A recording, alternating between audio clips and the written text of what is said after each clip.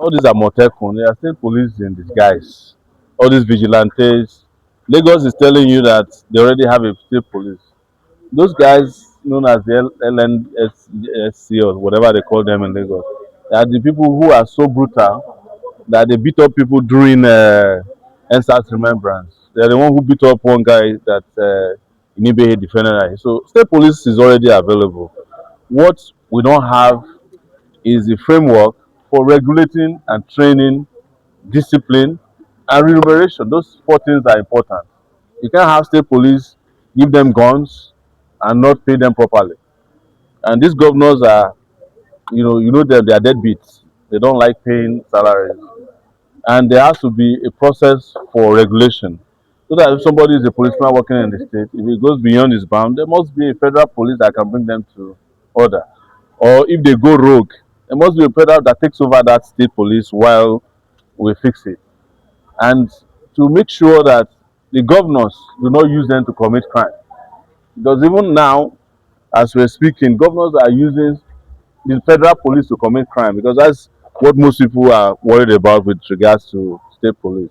But I've always stated it that I do not mind if we have federal police, state police, local government police, town police, campus police. We need police everywhere, but we don't need a police state.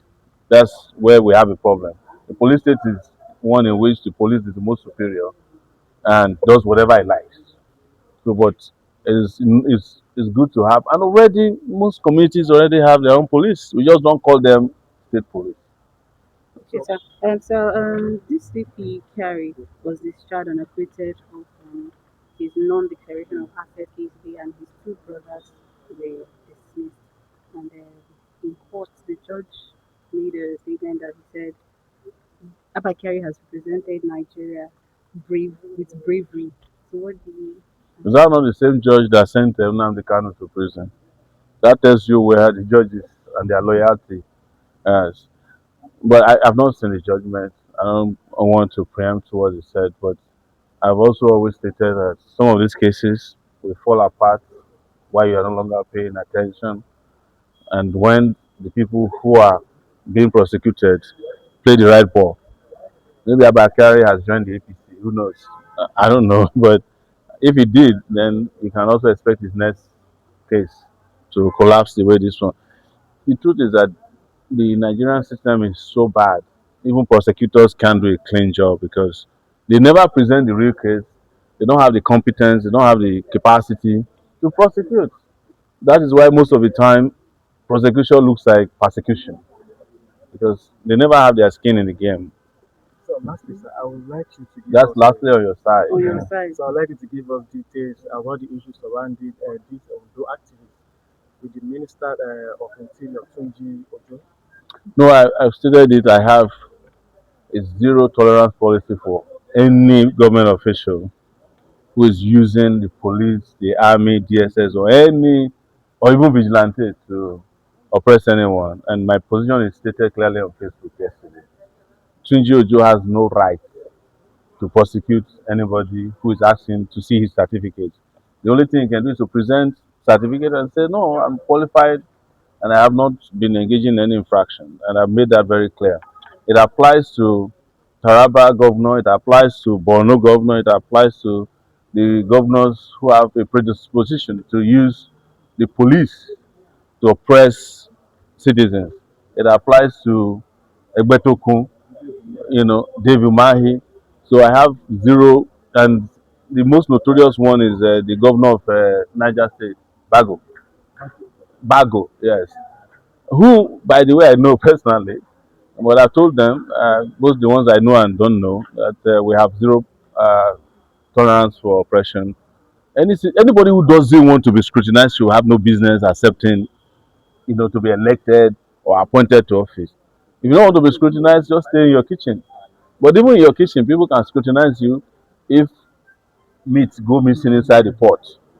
So, yes. Okay, sir. For L5, different cases have been coming up with L5 lately. Five officers were arrested in the case of alleged bribery at the airport, and also it was said that um, different tapping items were found in his residence. So what do you have to say about the unfolding of this case? The Erufai case should take you back to Abakari. It should take you back to MFLA. Whenever they want to do something that's esoteric, make you look like they are serious, they will arrest somebody and start, attributing all kinds of things to them. But in the real sense of it, they don't want to prosecute them. They just want to also excite you as the public, so that by the time you forget, one day the judges will also acquit Erufai of. Nobody, for instance, knows what they took from Erufai's house. They said they found some gadgets there that are used in tapping phone. The wife said they only took away bank, what's that? Statement. Tokens, the token producers. That's what they said. So and then they said they found a BlackBerry inside Erufai's house. You don't know what they found. Erufai is also, someone who likes drama. I saw him in one picture where he wore two watches. You understand? It's just to make them, they know themselves. That's what I want to tell you. And this is going to end up one day you just wake up and, oh, they have discharged Erufai. Erufai has joined APC back, or maybe he will be even a minister again, or he'll become the director of a campaign for Tinubu. Don't get distracted. That's all I have to tell you. Okay, lastly, Benjamin Hussein has just been removed as a public The Girl Scouts. relations Oh, that's the officer. Boy Scout at.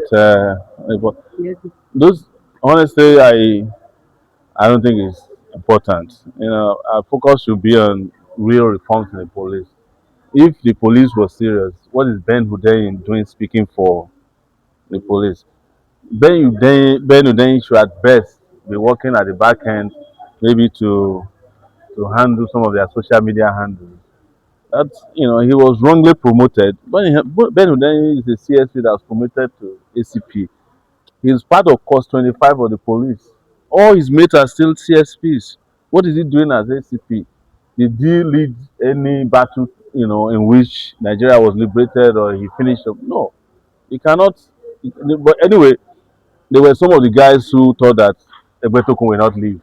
And now that Egbetokun has been kicked out, a lot of them will fall. But that's not what is important. What is important is to keep our guys, us on the go. Big, big, big issue.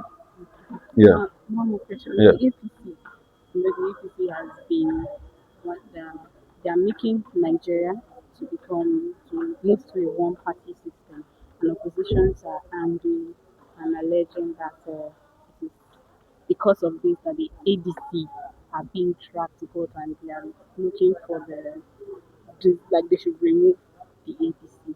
So You see, my problem with the people you call opposition is that they are not opposition. They are not opposed to APC. What I'm angry about is that they are a distraction to real opposition. We are the ones who can tell you that we are opposed to the system. And that's why they bring criminal charges against us.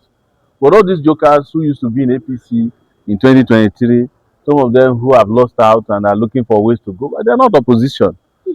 The problem is that nobody can make Nigeria a one party state if Nigerians don't make Nigeria a one party state. Nobody.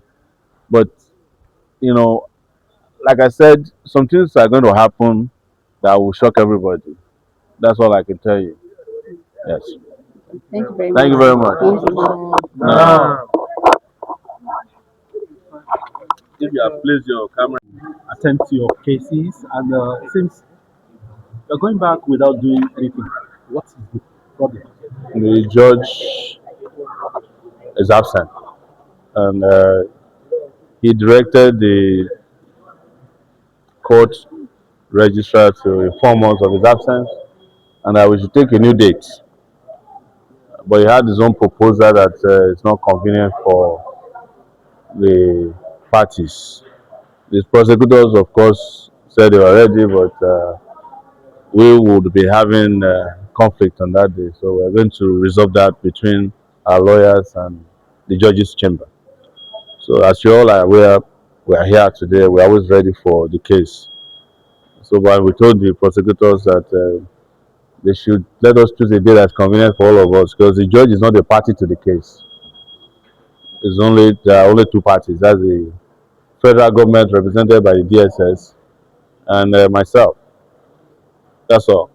So we're going to see what happens next. We'll let you know of a day, but officially, I think it's slated for the end of March.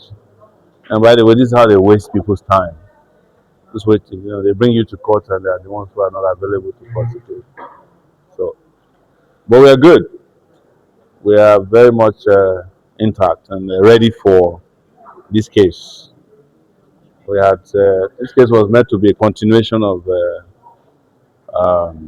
cross-examination of their principal witness one, who is from the DSS, and we are ready for the next set. But they have escaped today again. We'll see them next time. For the benefit of those that may not know the kind of case that today is all about. This is a case in which I was brought to court by the DSS or alias DSS, that's the State Security Service, claiming or accusing me of calling President Tinubu a criminal. That's the case, and the case has been going on well. I must tell you, this is the same case in which we were able to prove on record that one of the persons appointed by Tinubu, Reno Mokri, actually called him a criminal. He was rewarded for that. So that's on record already. Are you waiting for reward too? No, no, no. I'm saying he was rewarded for calling Tinubu. I'm not looking for. I can't be asking for reward under a criminal system. Does that make sense? Yeah. Yes. Thank you.